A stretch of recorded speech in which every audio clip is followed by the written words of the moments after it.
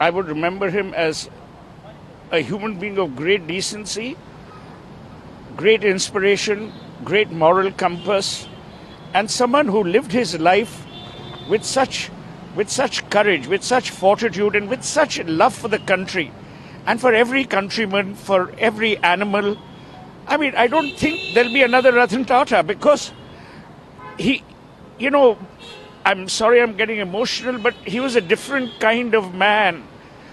I was blessed. I mean, I'm thanking the Lord that I even had the honor and the privilege of knowing him. But Ratan Tata strode like a colossus. He was a human being with great dignity, with great decency, and with utmost compassion. I mean, from being a fighter jet pilot to in July playing with my 5-year-old daughter, she was passing him Kit Kat and he was taking it. The love which he showered on me, on my family, on my wife Lakshmi. And I can't keep remembering, but there are innumerable anecdotes. It's not about what Ratan Tata achieved in business, that you and I know. But the man was something else, whether it was his staff, whether it was his dogs. I've often said this about how he refused an invitation by King Charles, then Prince Charles, to go to Buckingham Palace to receive a lifetime achievement because Tito, one of his dogs, was unwell. That shows you character. I think what he will leave behind in India is great character. He will leave behind great humanism. He will leave behind, to my mind, a legacy that people will love to follow. I haven't, in my 61 years of living, seen such an outpouring of grief. Every Indian is impacted today. Ratan did not have a personal family. He was a bachelor. But every Indian, 1.4 billion people today are in mourning because of the man's innate decency, because of the good he caused, the goodness he showered, and the embrace with which he touched every human life. Whether it was, as I said, whether it was cancer centers, the small animal hospital, in every which way, Ratan Tata has defined the true Indian. An Indian mired in culture, mired in decency, and with a very, very strong moral compass. He was a businessman, everyone knows that. He is a successful businessman, everyone knows that. But his human angle, his personal touch to all his staff members, all people who was connected to him like you. So, how was a human Ratan Tata was? Everyone would like to know at this occasion. For instance, even when he was unwell, let's imagine if he couldn't move and you went to his home and after dinner or after lunch, he would walk you to the door. He would never treat any human being lesser than himself. He would always respect a frailty. He was the man. I still remember many, many years ago, we were at the Taj in Bombay here, and he said, what are we doing with people who are specially abled? And then the Taj started putting, long before it became law, we put all our elevators with Braille characters. I mean, what happened after 26/11?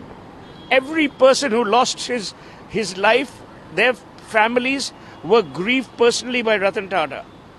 I mean, they don't make them like this anymore. Everyone will remember Ratan Tata as a person who is a very patriotic person, and he always kept country over money. And there are multiple examples of these things when he did not pursue the business which was against India or which was not favorable to India. So if you have any example for that, his patriotic nature? In every which way. When Mr. Tata decided that the Taj would buy the Pierre, the hotel in New York, he was so proud that the Indian flag was fluttering outside. When Tata Tea bought Tetley, when they bought Chorus, Jaguar Land Rover, everyone told him, oh, this is a big mistake, this is a big mistake. But Mr. Tata believed in only one thing. He believed in the Indian. He believed in the Indian capability, the Indian competence, the Indian character, the Indian integrity. He was actually a true nationalist without being jingoistic. Secular to the core. There was no, there was no segregation, no discrimination in his mind. You could be whoever you are in whatever station in life, but he treated you as if you were himself or as if you were part of his family. All of the great men is now left only the memories of him. If you can share some more anecdotes personal to you and for others. There are, it's impossible in this hour for me to share anecdotes, but all I can tell you is that as time goes by, one will write or perhaps talk about them, but there are innumerable. You know, when he used to travel, he was a great prankster. He had a great sense of humor. He would love playing a prank. He was an outstanding mimic. So these are things that people don't know. Voracious reader, and as I said, it's very difficult for me at this time to detail anecdotes. But all I can tell you is that no matter where he was, you knew there was going to be a lot of fun. There was going to be decency, and there was going to be this man with great character. हम आपसे हिंदी में भी जानना चाहेंगे, पूरे देश का नुकसान है, पूरे देश में एक रतन खोया है। आपको लगता है कि क्या ये व्यक्तिगत नुकसान जो आपका है कभी भी फुलफिल हो पाएगा, इसका कोई रिप्लेसमेंट नहीं? मैंने किसी को अभी बोला कि मैंने जब अपने पहले पिताजी और फिर उसके बाद माताजी को खोया है, आज मैंने तीसरा पेरेंट खोया है। और ये सिर्फ कहने की बातें नहीं है, क्योंकि देखिए, मैं उनको 1990 से जानता हूँ, 34 साल, और मेरी उम्र 61 है। तो आधी जिंदगी मैं उनको जानता था, और जितना स्नेह उन्होंने मुझे दिया, जितना प्यार, जितनी विनम्रता से वो पेश आए, मैं कौन हूँ? कुछ भी नहीं। उनके पास पूरी दुनिया थी, पर उन्हें ये लगता था कि भाई हाँ, कि मैं अगर सुहेल के साथ बैठूंगा तो हंसी मजाक होगा। और एक बात है, मिस्टर टाटा में एक खासियत ये थी कि वो सच के पहरेदार थे। अगर आप उनको सच एडवाइस देते, उनको वही पसंद था। वो उनमें से नहीं थे कि भाई आप उनकी हाँ में हाँ मिलाओ। तो वो जो उनकी खासियत थी, वो बहुत यूनिक थी। एक चीज़ है कि वो एक सफल बिजनेसमैन थे, ये सभी लोग जानते हैं। उनकी फिलॉन्थ्रॉपी के बारे में भी बहुत किस्से मशहूर है, लेकिन एक ह्यूमन बीइंग के तौर पे कैसे थे वो? एक पर्सनल टच जो उनका लोगों के प्रति होता था, अपना स्टाफ, अपने दोस्त, अपने जानने वाले। मैं आपको एक बात बोलूं, अगर वो कहीं बाहर जाते तो ये नहीं कोई स्टाफ अलग टेबल पे खा रहा है और कोई और अलग टेबल पे खा रहे हैं। सब एक साथ खाते थे, सब एक साथ रहते थे, सब एक साथ प्यार से रहते थे।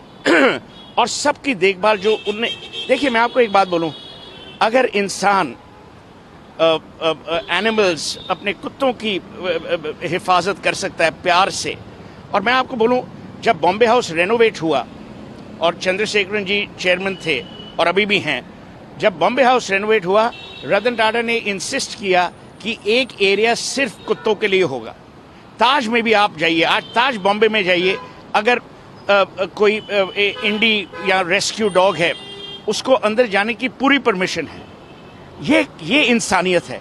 इंसानियत ये नहीं कि आप सिर्फ अपने लोगों में अच्छे रहें, पर इंसानियत ये होती है कि जब तबके का सबसे जो वीक आदमी है, उसके साथ आपका जो व्यवहार है, वो इंसानियत है।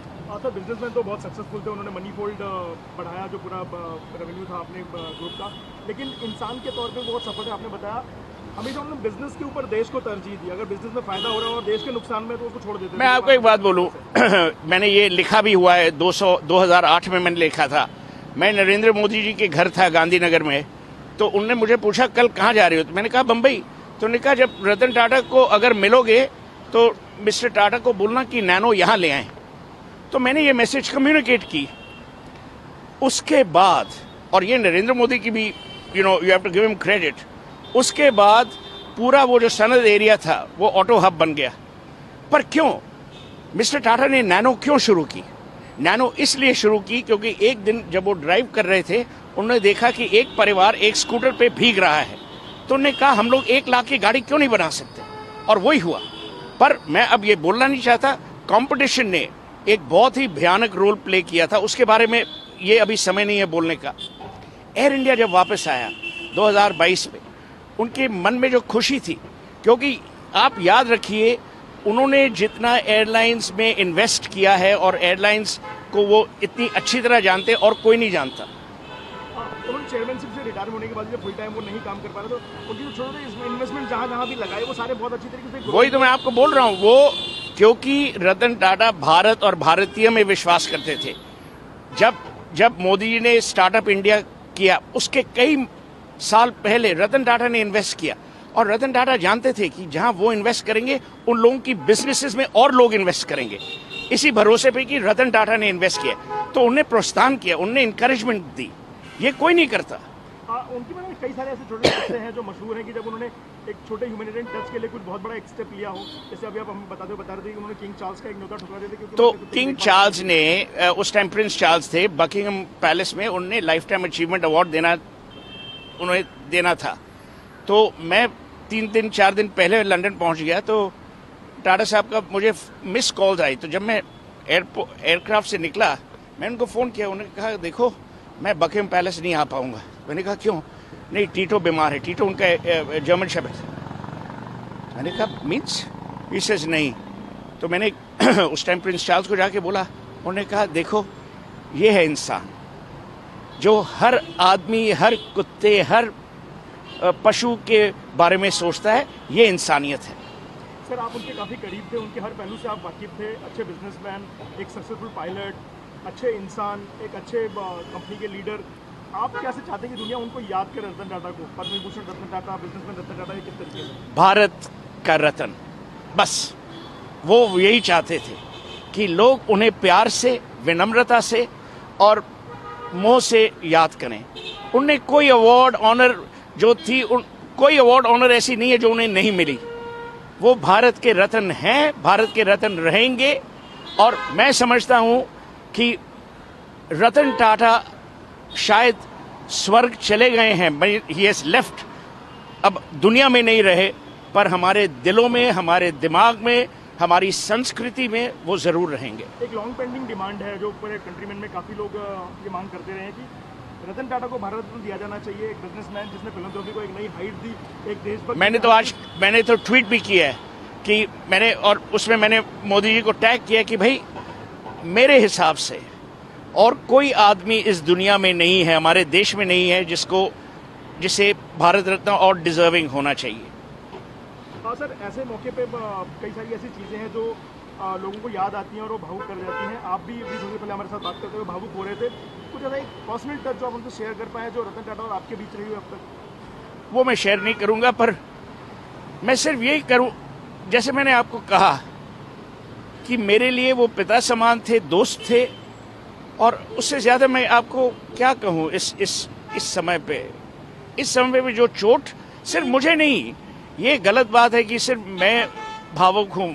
आप देखिए, आप लोगों से पूछिए, मैंने ऐसा कभी नहीं देखा, और ये रतन टाटा का बड़प्पन है। सर टाटा ग्रुप का बिजनेस और टाटा ग्रुप जो फिलैंथ्रोपी प्रोजेक्ट है, उनका फ्यूचर आप यहाँ से किस तरीके से देखते हैं? बहुत बढ़िया, क्योंकि चंद्रशेखरन जी जो चेयरमैन हैं और नोएल टाटा और मेली मिस्त्री जो टाटा ट्रस्ट में है, वो देखेंगे कि जो लेगेसी टाटा हाउस की है, हाउस ऑफ टाटा की है, वो क़यामत रहे। Thank you.